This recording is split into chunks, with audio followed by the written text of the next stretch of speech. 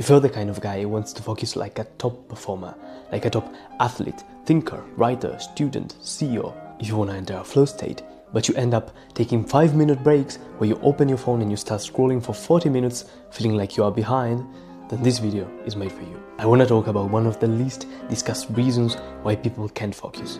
And it is not distractions in the conventional sense. It is a specific feeling. I'm talking about the feeling of feeling behind. The sense that other people are further ahead, doing more than you, better than you, living a better life than yours. And we all know that this is painful. But the pain you feel when you think like that is not even the worst part about this. The worst part is it completely kills your focus. It makes it completely impossible for you to enter a flow state. You can't get immersed into stuff if you're constantly thinking whether what you're doing is impressive or not. You need to focus on doing the thing, while you are focusing on evaluating the thing. Now, what's the solution to all of this? Because people online tell you that you just need to change what you consume. And I've been recommending this for a long time. I still believe that this is useful. Like, if you change what you see online, it will also make it less likely for you to compare yourself to other people. But the issue is, even if you change what you consume online, the problem will stay in your life. Because you can still compare yourself to real people that you meet in your daily life. Like, even if you stop seeing stuff online that triggers comparison inside your mind, you will still be comparing yourself to other people that you see in your real life. So change what you consume is good, but it's not enough. Which is why in this video I'm going to give you a deeper psychological lens to finally get out of the comparison loop. But before I do so, let me explain to you in 30 seconds why the comparison loop specifically kills focus, and especially it kills flow state. Flow is a state of complete present moment engagement, meaning your brain narrows its attention onto the present moment and the thing you're doing right now. Time collapses. Your own self-consciousness disappears, meaning your ego disappears. You're not thinking about yourself, you're thinking about the thing. Now, what's the problem with comparison? If you compare yourself to other people, other entities, you need to activate your ego. You need to think about yourself. Think about it. If you want to enter flow, you need your ego to disappear. You need the task in front of you to feel more important than yourself. And what you're doing when you are comparing yourself to other people is the exact opposite. Suddenly, you're not doing the work. You're not doing the thing. You're not immersed in the thing. You are out of the work and you are evaluating it, judging it. As I told you, you are thinking whether what you're doing is impressive or not. But if you are distracted, thinking whether what you're doing is impressive or not, you're not actually doing the thing. And the way in which you get lost in the process, the way in which you get completely immersed and focused on something is by doing it, not by thinking whether it's good enough or not. So now let's finally see how you can get out of the comparison loop. Comparison, like most human insecurities, is a proxy. You can also check out my height insecurity video where I use the exact same analogy. What is a proxy? It simply means it's pointing to something else, to something deeper. Most of the times, you're not actually afraid of being worse than another person. It's usually one of these two things. Either you doubt the significance of what you're doing, meaning you secretly don't believe that your work matters just like other people's work, or second, you doubt your own abilities, meaning you secretly think that your abilities are not enough to get to the destination. So it's either you are not sure about the destination in one case, or in the other case, you're not sure you have what it takes to get where you want to go. And I repeat, the other person is not the problem. When talking about comparison, it's not a problem that is outside of you. It is within you, like every form of human problem. You think it's outside, but it's actually inside you. Inside your brain, your mind, your soul. So why does all of this matter? Like I told you in the beginning of the video, you can just change what you consume, but you won't solve the problem. Even if you remove all the triggers of comparison, the doubt inside your mind will stay. Because the people you are comparing yourself with are just mirrors of your own doubt. Meaning the doubt is internal, but it gets mirrored in the people around you you choose to compare yourself with. Meaning, even if you change what you see online, you will still meet another guy in real life who is doing better than you.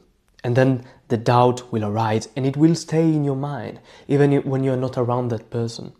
Think about this. It's an internal problem, it's not an external problem. So how do you actually solve this if the problem is inside you and not outside of you? What if other people are simply the mirrors? Then the solution is this. So let's see how you can fix the significance problem and the abilities problem. If your problem is about significance, meaning you're not sure whether what you are doing is right for you, then ask yourself, why does this matter to me in a way that has nothing to do with how it looks from the outside for other people? Just try to think about yourself. If you can't give a very specific answer to this question, then chances are what you're doing was not actually chosen by you. You just adopted it passively from society, from the people around you. You haven't committed to a direction that is actually yours. And in this case, the solution is not work harder. Your problem in this case is just you've chosen the wrong stuff. If you're doing something in a way where you can't even name one single reason that regards yourself, your values, who you are as a person, then you have not chosen it. You just passively adopted it from your environment. In this case, the solution is just change your purpose, reconnect with what you actually care about. So this was the solution to the first problem. But let's say that you actually can name many reasons for why you're doing what you're doing that have nothing to do with other people and have everything to do with yourself. In this case, your need for comparison usually comes from you thinking that you don't have the skills to get where you want to go. Like you see people are ahead of you and you think, do I have what it takes to get there? And in this case, the solution is evidence, not confidence. People tell you that the solution is confidence, but it's backwards. Confidence is a byproduct of evidence. You need so much evidence that confidence becomes a byproduct. Because evidence is permanent, meaning nothing can erase evidence. Once you've done something, it stays, it compounds. And it also compounds your confidence, because the more evidence you have, the more confident you are. And you might ask, how do I get evidence? By doing the thing. And this doesn't mean by winning all the time. This just means doing the thing so many times that you fail a lot, but you also win sometimes. And then you are accumulating evidence. Like talking about focus. If you're starting a project and you are convinced that you are distracted, that you can focus, what you need is evidence that you can focus. And how do you do this? You start little by little. You say, today I'm going to try to focus for 20 minutes straight with no distractions. I'm not going to grab my phone. I'm not going to distract myself with anything else. You do it, and after you've finished, you literally take a moment to reflect on what you've done. You were able to focus. Now you have evidence. And now you can increase the hardship of your challenges. Tomorrow you're going to do 30. And then you keep increasing it until you have so much evidence that you are a focused guy that focus becomes obvious. This seems so stupid, yet this is how every person you've ever met who is doing better than you has got this good. The people you see around you who are more confident than you, who compare themselves less to the people around them, simply have more evidence than you. They don't have anything else more than you have. They just have more evidence. And the evidence they have got is simply a result of them taking action and cringing themselves and failing. And this will sound obvious, but evidence is what you're looking for. Either it's a significance problem, but if your problem is you don't think you have the abilities to do what you want to do, you just need to try and to get evidence. So guys, as usual, I really hope that this was useful to you. And in case you want more from me, you can check out my X or my newsletter. Both the links are down below. And I've also prepared a 2-minute questionnaire around flow state that you can take with one of the links down below. It will just tell you how good you are at focusing, at entering a flow state, so that you know at which stage you are of this process. And if you want me to personally help you to apply all of this in your own life, you can schedule a free call with the link down below. And as usual guys, I'll see you in the next one.